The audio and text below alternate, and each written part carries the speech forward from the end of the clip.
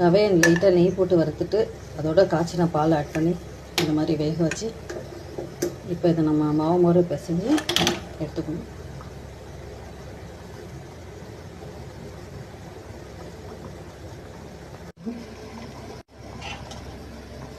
பிளேட்டில் மாற்றி இப்போ நம்ம பிசைஞ்சு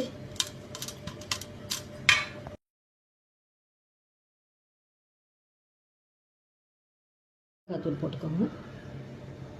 இதோட கொஞ்சம் ஏலக்காய் தூள் போட்டுக்கோங்க.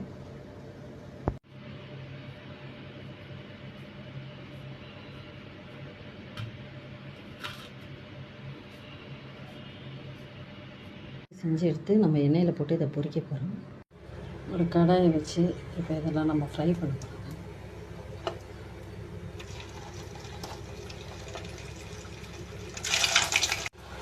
இது நல்லா வேக வச்சு பொரித்து எடுக்கணும்.